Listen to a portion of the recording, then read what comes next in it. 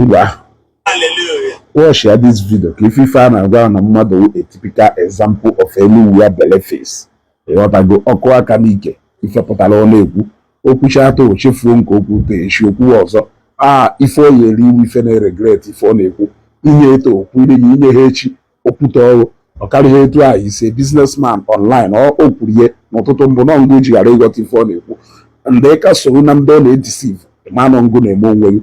Gee ntị ka ịfụ ka mmadụ esi wee were aka wee kwutere onwe ya abụmọnụ ofu ụbọchị or in the name of man na go Facebook. Ngwa gee ntị. Kenechukwu, he has done it for us. He has done for us. Kenechukwu, hallelujah. Zion obodoma. Zion. Zion obodoma. Zion. Tibenu yankembo. Zion. Tikwase yubora abụọ. Zion. Zion. Tibenu yubora atọ. Zion, Zion, Zion, Zion, obodoma. Zion, Zion, Hallelujah. Ifele ifoto n'ebe na Facebook. How do you look back and watch all these videos? How do you look back and honestly watch these videos? With the character. Make sure silence is golden. Must you talk? Thank you very much. Listen, let me tell you. He's only an enemy of progress. Just like he is now. And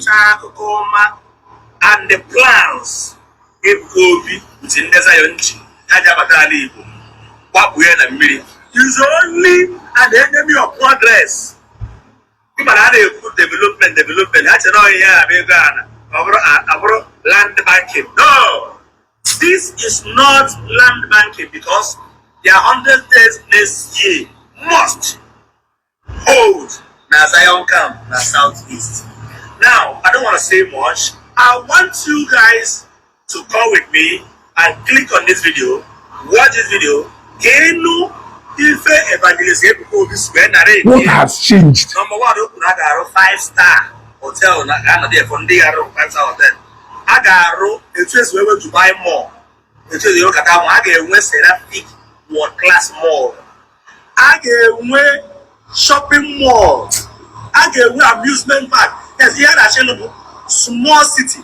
Like I tell no 1 billion. When they were and he moved on just they go Zion. Listen, let me tell you, Ego 80. Ego in America 1 billion 80. They had arrow. Open a Zion real 5 trillion. The man only in fact Zion project real 10 trillion. The man only go to compare higher. My skyscraper. Can you better than Imo State? I make it because I Imo State, but I can go never. Imo State na ndị ngọkpala nọọsụ ha kerebe Chukwu ka ọ pụtakwasị taa na-agwa na ha wụja na ahụ nye ndị China onye ni company nọ ka akara ha mma tụfịa kwa.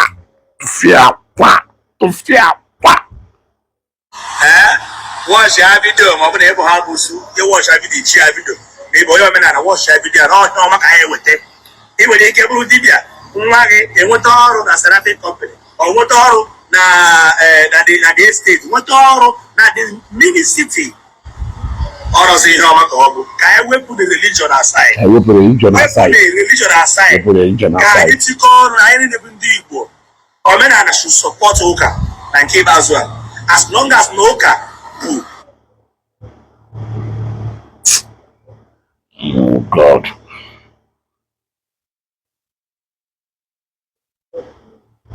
Development, government, even federal government cannot smell. Almaguno, the Biafra we are talking about, we are the people that will make Biafra land a reality. I want to make Biafra land a reality. But like our world-class mini city, all the northerners can have a run up. Like go by the people watch every day.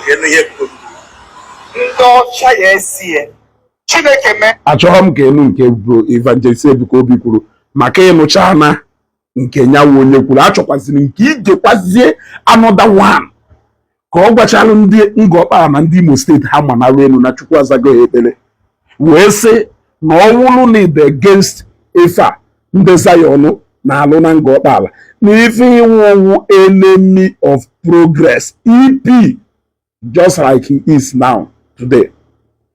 Ana m agwa ụnụ ọkwa ma ndị mmadụ nwoke enweghị okwu aka nwoke ọwụ na afọ ya na control ife oyi iri na control.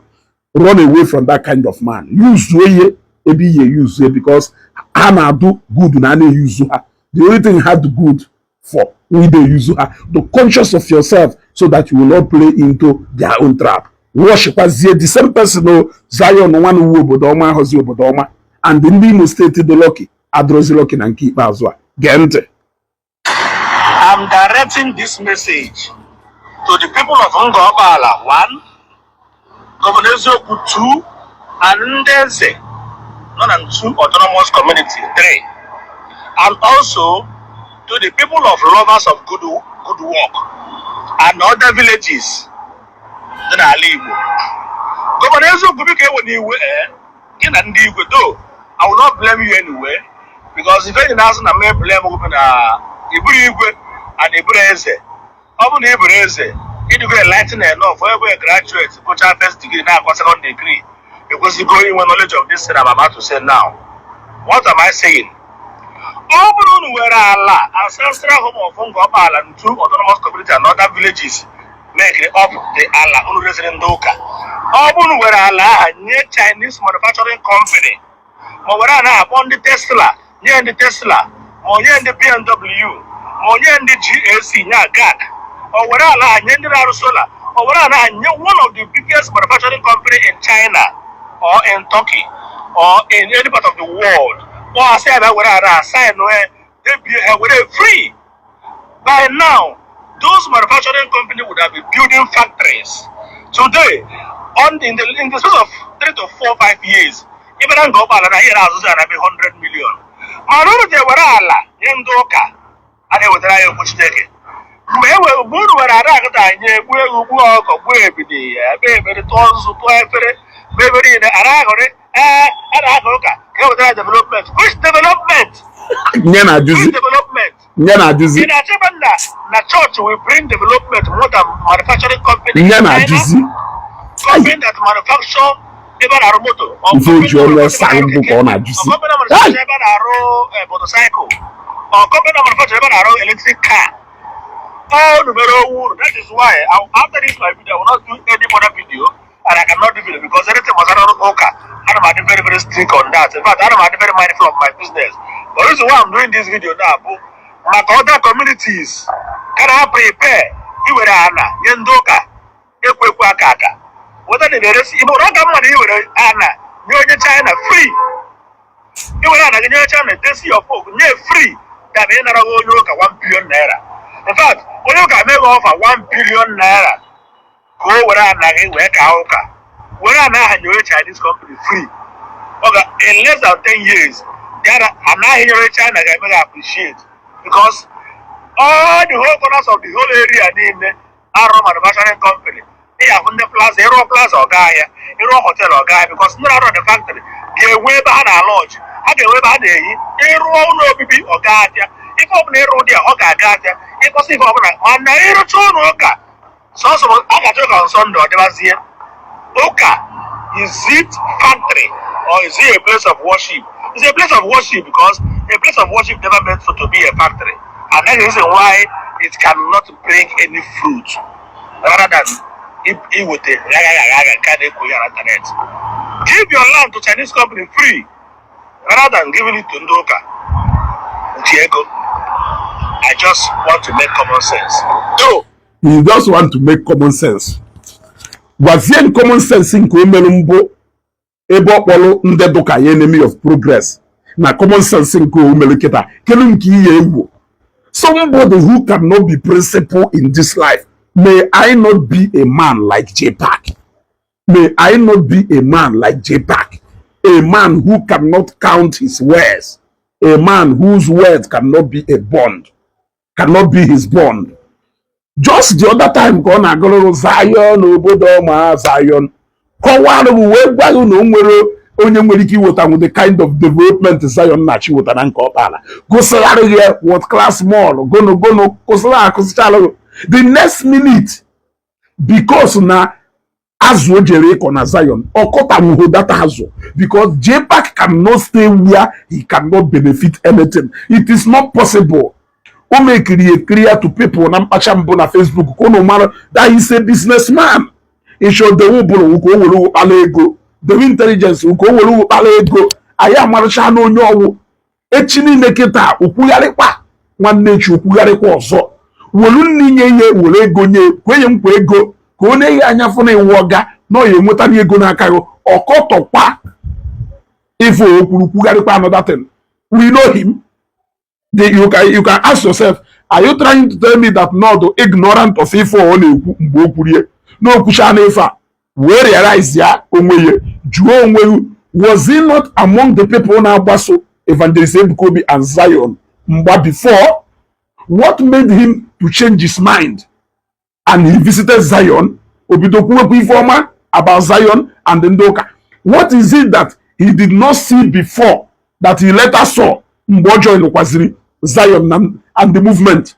Kedu ife dị ife ahụ iche ọ mahụkwazi mgbe eni ọ na-ekwu against them kpatara o ji wee join ha wee tọnụkwa against them again final minute mgbe ha bịara ka ha manipulate ya akụ Zion into making them ka ha dig fortunes for Zion. Akụ Zion wee gwa ha na nwa Aba is always nwa Aba na Aba agba ndị Aba. Ha wee react ya in such a violent way. Everything na-adazi ịfụkwa ọ na-ekwukwa ife niile iche na ọ na-ekwu to your best interest ọkwọ his sole interest which is ogbe afọ ya ahụ ka ọ na-ekwurie. Ịghọtago ebere mmewuo ụnụ nwawu ndị ọ na-edisivu debara ahụ na onwere ife unuchi echi niile egbukwa weso peperopio ọda side ya lese na onwere ofu ọga chọrọ inye ya endorsement ya wọt ife dịka ebe 5 million wee gwe na ọ bụrụ na ikwuho in support of ndị ụka na ma enye gị ife ya okwugharịkwa ọ ya sie no mekwe it is against my principle okwugharịkwa ebe owu na-egwu kwugharịrị provided na enwere money language there he will change. He thought na mgbe ọ bịara na Zion no hit go jackpot ọ marụ na n'ebe ahụ na ọ ka na-ebido ịghọtago. So what kind of a man is this? A man, I can bring you 20 videos or 50 or 100 videos ebe Jpac kwugarigoro ife niile okwugo na Facebook. So I want to follow because of Efa. Why should I still be following him now? For what? He should better be a comedian or begin to ask comedy so that we know that no way ifo believe man. Maka blogging and they analyze the video and they share ideology on it. One no work because he is neither here or there. Share this video. Onya wulu. Or he is now asking us if Ojake were Kowalai before. Kona Jupasiai. Yeah, or one of the ignorant of Ifa Hona Kogari before. Hi! Fear. I refuse to be that kind of a man. I refuse to be that kind of a man. Eh? You are not there yet. You know the money, you don't have money. You know the money, you are merely surviving. You are merely surviving. Fear as a boko. Share this video.